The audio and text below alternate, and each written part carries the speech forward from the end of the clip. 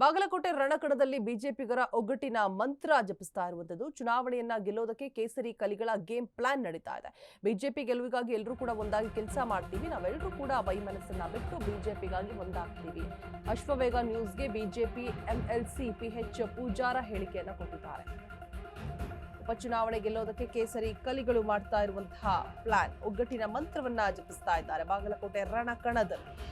BJP ಗೆಲುವಿಗಾಗಿ ಎಲ್ಲರೂ ಕೂಡ ಒಂದಾಗಿ ಕೆಲಸ ಮಾಡ್ತೀವಿ ಅಂತ ಹೇಳ್ತಿದ್ದಾರೆ. ಅಶ್ವವೇಗ ನ್ಯೂಸ್ಗೆ ಬಿಜೆಪಿ ಎಂಎಲ್ಸಿ ಪಿಎಚ್ ಪೂಜಾರ ಹೇಳಿಕೆಯನ್ನ ಕೊಟ್ಟಿದ್ದಾರೆ. ನಾಯಕರ ಮುಂದೆ ಕೆಲವೊಂದು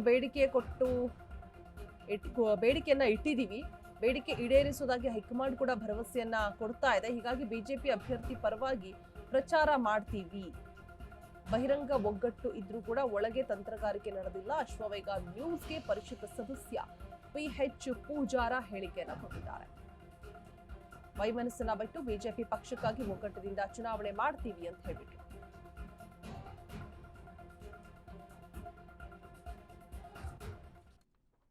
ಉಪಚುನಾವಣೆ ನಡೆಯುತ್ತಿರುವ ಹಿನ್ನೆಲೆಯಲ್ಲಿ ಬಿಜೆಪಿ ಪಕ್ಷದಿಂದ ಬಿರುಸಿನ ಚಟುವಟಿಕೆಗಳು ನಡೆಯುತ್ತಿದ್ದು, ಪ್ರಚಾರ ಸಹ ಅಷ್ಟೇ ತೀವ್ರಗತಿಯಿಂದ ನಡೆಯುತ್ತಿದೆ. ಹಾಲಿ ವಿಧಾನ ಪರಿಷತ್ತಿನ ಸದಸ್ಯರಾಗಿರುವಂತಹ ಪಿಎಚ್ ಪೂಜಾರ ಅವರು ಸಹ ತಮ್ಮದೇ ಆದಂತಹ ಶೈಲಿಯಲ್ಲಿ ಪ್ರಚಾರ ಮಾಡುವ ಮೂಲಕ ಈ ಬಾರಿ ಬಿಜೆಪಿ ಗೆಲ್ಲಿಸಲೇಬೇಕೆಂಬುದು ಒಂದು ಹಠ ಹಿಡಿದಿದ್ದಾರೆ. ಬನ್ನಿ, ಈಗ ನಮ್ಮೊಂದಿಗೆ ಪಿಎಚ್ ಪೂಜಾರ್ ಇದ್ದಾರೆ. ಅವರು ಯಾವ ತರ ಒಂದು ಬಿಜೆಪಿ ಪಕ್ಷ ಗೆಲ್ಲಬೇಕಂತಿದ್ದಾರೆ, ಯಾವ ತರ ಪ್ರಚಾರ ಮಾಡ್ಬೇಕಂತ ನಾನು ಅವ್ರಿಗೆ ಕೇಳೋ ಪ್ರಯತ್ನ ಮಾಡ್ತೀನಿ. ಸರ್ ನಮಸ್ಕಾರ. ಸರ್, ಈ ಬಾರಿ ಬಿಜೆಪಿ ಪಕ್ಷ ಗೆಲ್ಲುತ್ತಂತ ವಿಶ್ವಾಸ ಇದೆಯಾ ನಿಮಗೆ? 100ಕ್ಕೆ 100ರಷ್ಟು ಭಾರತೀಯ ಜನತಾ ಪಾರ್ಟಿ ಇಲ್ಲಿ ಗೆಲುವು ಸಾಧಿಸುವಂತಹದ್ದೇ. ಅಂದ್ರೆ ಈಗ ನೀವು ಪ್ರಚಾರ ಯಾವ ತರ ಮಾಡ್ತಾ ಇದ್ದೀರಾ? ಮನೆ ಮನೆಗೆ ಪ್ರಚಾರ ಮಾಡ್ತಾ ಇರುವಂತಹದ್ದಂತೂ ನಾವು ದಿನ ರೂಢಿಸಿಕೊಂಡಿದ್ದೇವೆ. ನಿನ್ನೆಯಿಂದ ನಾನು ಪ್ರಚಾರದಲ್ಲಿ ವಿಶೇಷವಾಗಿ ತೊಡಗಿಸಿಕೊಂಡಂತಹದ್ದು. ಇವತ್ತು 29-30ನೇ ಸೆಕ್ಟರ್ಗಳಲ್ಲಿ ನವನಗರದಲ್ಲಿ ಸುತ್ತಾಡಿದ್ದೇನೆ. ಪ್ರತಿ ಮನೆಯಲ್ಲಿ ಹೋದಾಗ ಇಷ್ಟೊಂದು ಉತ್ಸಾಹ ಹುಮ್ಮಸ್ಸಿಂದ ಜನ ನಮ್ಮನ್ನು ಸ್ವಾಗತ ಮಾಡುವಂತಹದ್ದು, ಆಧಾರದಿಂದ ನಮ್ಮನ್ನು ಕರೆದುಕೊಂಡು ಅವರ ಜೊತೆಯಾಗಿ ನಮ್ಮ ಜೊತೆಗೆ ಈ ಪ್ರಚಾರ ಕಾರ್ಯದಲ್ಲಿ ಭಾಗವಹಿಸುವಂತಹದ್ದನ್ನು ನೋಡಿದ್ರೆ ನಿಶ್ಚಿತವಾಗಿ ಭಾರತೀಯ ಜನತಾ ಪಾರ್ಟಿ ಅವರೆಲ್ಲರ ಮನದಲ್ಲಿ ಮನೆಯಲ್ಲಿ ಕೂಡ ಮನೆ ಮಾಡಿದೆ ಅಂತನ್ನುವಂತಹ ವಿಶ್ವಾಸ ನಾವು ಮೂಡಿ ಬಂದಿದ್ವಿ. ಈಗ ಈ ಕಾಂಗ್ರೆಸ್ ಪಕ್ಷ ಸರ್ಕಾರ ಇರೋದ್ರಿಂದ ಆಡಳಿತ ಎಲ್ಲ ಅವರ ಹತ್ರ ಇರುತ್ತೆ. ಮತ್ತೆ ಈಗ ಅಭಿವೃದ್ಧಿ ಜೊತೆಗೆ ಅವರೇನು ಹಣದ ಹಂಚುವಂತ ಪ್ರಯತ್ನ ಮಾಡೋದ್ರ ಬಗ್ಗೆ ಆರೋಪ ಇದೆ. ಅದ್ರ ಬಗ್ಗೆ ನೀವೇನ್ ಹೇಳ್ತೀರಿ? ನಿಶ್ಚಿತವಾಗಿ ಅವ್ರು ಯಾವುದೇ ರೀತಿ ಪ್ರಯತ್ನ ಮಾಡಿದ್ರು ಕೂಡ ಜನರ ಮನಸ್ಸಿನಲ್ಲಿ ಭಾರತೀಯ ಜನತಾ ಪಾರ್ಟಿ ಅಭ್ಯರ್ಥಿ ಬಗ್ಗೆ ವಿಶ್ವಾಸ ಮೂಡಿದೀವಿ. ಈ ಸಾರಿ ನಿಶ್ಚಿತವಾಗಿ ಅವ್ರನ್ನ ಗೆಲ್ಲಿಸುವಂತ ಹಣ ಜನ ತೊಟ್ಟಿದ್ದಾರೆ. ಈಗ ಕಾಂಗ್ರೆಸ್ ಪಕ್ಷದ ಮುಖಂಡರು ಸಿಎಂ ಇರ್ಬೋದು, ಡಿಕೆ ಸಿ ಇರ್ಬೋದು, ಕೃಷ್ಣ ಮೇಲ್ದಂಡ ಯೋಜನೆ ಸಂಬಂಧಪಟ್ಟಂಗ ನಾವು ಸಾಕಷ್ಟು ಅಭಿವೃದ್ಧಿ ಮಾಡ್ತಾ ಇದೀವಿ. ಈಗಾಗಲೇ ಎಕರೆಗೆ 30 ಲಕ್ಷ 40 ಲಕ್ಷ ಅಂತ ನಿರ್ಧಾರ ಮಾಡ್ಬಿಟ್ಟಿದ್ವಿ. ಇದು ನಮಗೆಲ್ಲ ಪ್ಲಸ್ ಆಗುತ್ತೆ ಅಂತ ಹೇಳ್ತಾ ಇದ್ದಾರೆ. ಅದಕ್ಕೆ ನೀವೇನ್ ಹೇಳ್ತೀರಿ? 30 ಲಕ್ಷ 40 ಲಕ್ಷ ಘೋಷಣೆ ಮಾಡಿದ್ದಾರೆ. ಬಜೆಟ್ನಲ್ಲಿ ಈ ಸಾರಿ ಅವರು ತೆಗೆದಿಟ್ಟಿದ್ದು ಕೇವಲ 3,000 ಕೋಟಿ ರೂಪಾಯಿ ಮಾತ್ರ. ಅದಕ್ಕೆ ಕೇವಲ 6-6.5 ಸಾವಿರ ಎಕರೆಗೆ ಮಾತ್ರ ಸೀಮಿತವಾದಂತಹದ್ದು. ಅದಕ್ಕೆ ಹೆಚ್ಚು ಮಾಡ್ಲಿಕ್ಕೆ ಆಗೋದಿಲ್ಲ. ಜನ ಇವತ್ತು ಯಾವ ರೀತಿ ಕಣ್ಣುರಿಸುವ ತಂತ್ರ ಈ ಕಾಂಗ್ರೆಸ್ಸಿನ ಸರ್ಕಾರ ಮಾಡ್ತಾ ಇದೆ ಅನ್ನುವಂಥದ್ದನ್ನು ಕೂಡ ಮನವರಿಕೆ ಮಾಡಿಕೊಂಡಿದ್ದಾರೆ. ನಿಶ್ಚಿತವಾಗಿ ಯಾವುದೇ ಭ್ರಮೆಯಲ್ಲಿ ಜನ ಇವತ್ತು ಇಲ್ಲ. ಅಂದ್ರೆ ಈ ಗ್ಯಾರಂಟಿ ಯೋಜನೆಯಿಂದಾಗಿ ಕಾಂಗ್ರೆಸ್ ಪಕ್ಷಕ್ಕೆ ಲಾಭ ಆಗುತ್ತಾ ಅನ್ಸುತ್ತಾ ನಿಮಗೆ? ಅಲ್ಪ ಸ್ವಲ್ಪ ಆಗ್ಬೋದು, ಆದ್ರೆ ಜನ ಜಾಗೃತರಾಗಿದ್ದಾರೆ. ಮಹಿಳೆಯರು ಕೂಡ ವಿಶೇಷವಾಗಿ ಜಾಗೃತಿ ಆಗಿ ಇವತ್ತು ನನ್ನ ಜೊತೆ ಆಗಮಿಸಿದಂತ ಮಹಿಳೆಯರನ್ನು ನೋಡಿದ್ರೆ ಯಾರಿಗಾರು ವಿಶ್ವಾಸ ಕೊಡುವಂತಹದ್ದು.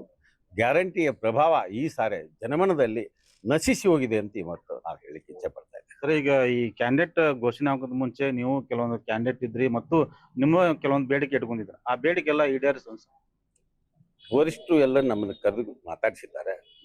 ಕೆಲವು ಬಗ್ಗೆ ಸಮ್ಮತಿ ಸೂಚಿಸಿದಂಥದ್ದು, ಇನ್ನೂ ಕೆಲವು ಬೇಡಿಕೆಗಳ ಬಗ್ಗೆ ಚುನಾವಣೆ ಆದ ತಕ್ಷಣ ನಿಶ್ಚಿತವಾಗಿ ಅದನ್ನು ಪೂರೈಕೆ ಮಾಡ್ತೀವಿ ಅನ್ನುವಂಥ ಭರವಸೆ ಕೊಟ್ಟಿದ್ದಾರೆ. ವಿಶ್ವಾಸ ಇದೆ ನನಗೆ.